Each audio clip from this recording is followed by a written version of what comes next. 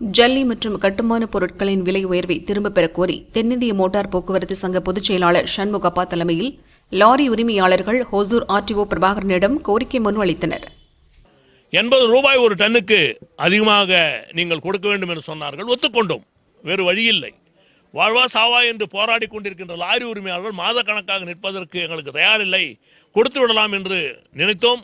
இருப்பினும் இருக்கின்ற பெங்களூரிலே கொண்டு அன்லோட் செய்கிற இடங்களில், அது ஆர்எம்சி ஆகட்டும், ஆலோ பிளாக்ஸ் ஆகட்டும், கன்ஸ்ட்ரக்ஷன் செய்பவர்கள் ஆகட்டும், வீடு கட்டுபவர்கள் அந்த ரேட்டை கொடுப்பதில்லை என்று இன்றும் மறுத்து கொண்டே இருக்கிறார்கள்.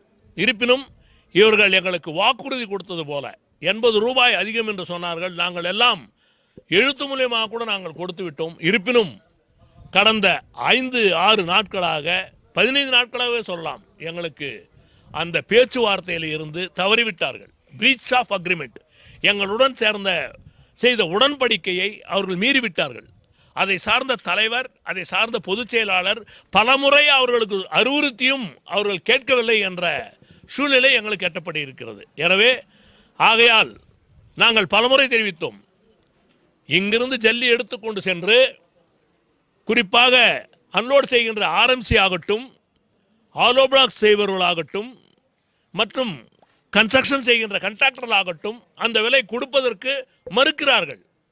ஆகையால் லாரி உரிமையாளர்கள் ஒரு மாதமாக வாழ்வா சாவா என்று போராடி கொண்டிருக்கின்ற இந்த நேரத்தில் சுமார் 3000 தொழிலாளர்கள் பாதித்துக் கொண்டிருக்கிறார்கள். இந்த விலை உயர்வின் காரணமாக பல லட்சம் பேர் பாதித்தாலும் குறிப்பாக லாரி உரிமையாளர்கள் 3000 பேர் பாதித்துக் கொண்டிருக்கிறார்கள். அதே போல கிரஷர் உரிமையாளர் கூட பாதிப்பு ஏற்பட்டு இருக்கிறது. நாங்கள் இல்லை என்று மறுக்கவில்லை. இருப்பினும் செய்த உடன்படிக்கையை அவர்கள் மீறிவிட்டார்கள். ஆகையால் எங்களால் இன்னும் இயக்க முடியாது. அவர்களால் தான் நான் சாப்பிட்டுக் கொண்டிருக்கிறோம். இருப்பினும் எங்களுடைய உணர்வை மதிக்காமல் ஒரு சில பேர், அத்தலைவர், பொதுச் செயலாளர் பலமுறை அறிவுறுத்தி கூட அவர்கள் கேட்கவில்லை.